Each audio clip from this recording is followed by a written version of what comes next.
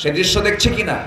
আজকে চরিত্রহীনা লম্পট বদমাইশগুলো হয়ে যায় সমাজের সেলিব্রিটি, ঠিক কিনা? আর ওই সমস্ত অশ্লীল বেহায়াপনা চরিত্রহীনা এই সমস্ত মেয়েদেরকে কলেজের মাঠে স্কুল মাঠে নিয়ে এসে নাচায়। আর যে নেতারা হাতের তালি মারে ওই সমস্ত নেতৃত্বের মুখে জুতা মারা দরকার, ঠিক কিনা? জুতা মারা দরকার। বুঝে নেন কথাগুলো। এরকম বদমাইশ আছে না নাই? এমন অসভ্য বাপ আছে নিজের মেয়েকে মঞ্চে তুলে দিয়ে মেয়েকে বলে তুই না, মা তুমি নাচো। মেয়ে নাচে, বাবা হাতের তালি দেয়, থাপড়ে 32 দাঁত ওই বাপের ভাঙ্গা দরকার। সচেতন হতে হবে।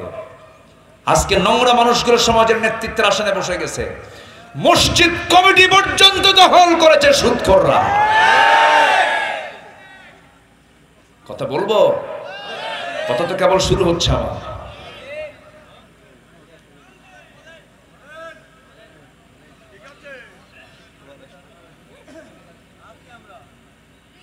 শোনেন, আজকে যদি আমরা সচেতন হতাম, অন্তত মসজিদ কমিটি কোনো মদখোর শরাবখোর দখল নিতে পারতো না।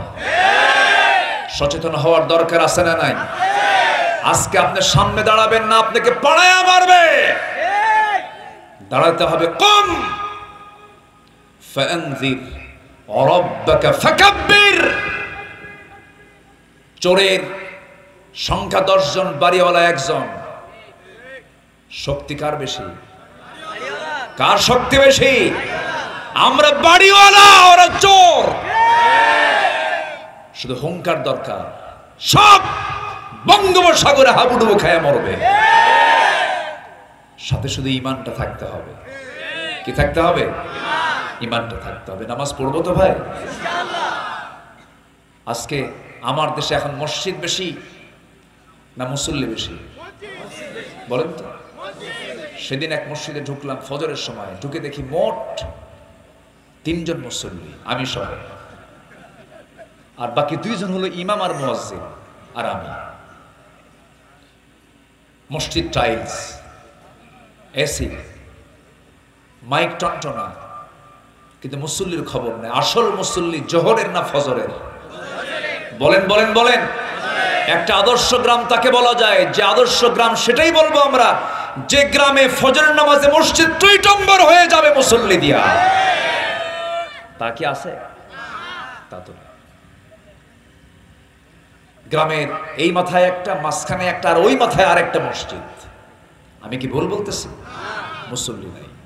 মসজিদ বেশি দরকার না মুসল্লি বেশি দরকার?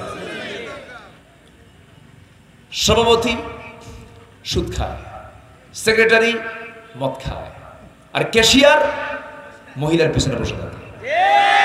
আছে না নাই? অন্যের বাড়ি গিয়ে ধরা খায়। এখন সভাপতির সামনে এখন খতিব ওয়াজ করবে কেমন? ওয়াজ করতে নিয়ে হঠাৎ করে একদিন বলেই ফেলছে যে আয়াত, ইয়া আইয়ুহাল্লাযীনা আমানু তাকুল্লাহা ওয়া যারু মা বাকিয়া মিনার রিবা। আমি যেখান থেকে আজকে তেলাওয়াত করেছি, একটা অপরাধ আছে যে অপরাধ করা মানে আল্লাহ রাসূলের বিরুদ্ধে যুদ্ধে নামা। যেরকম নাউযুবিল্লাহ। সে অপরাধটা কি জানেন? সেটা সুদ। সেটা কি বলেন? সুদ। সুদ তো সাতক্ষীরাতে নাই,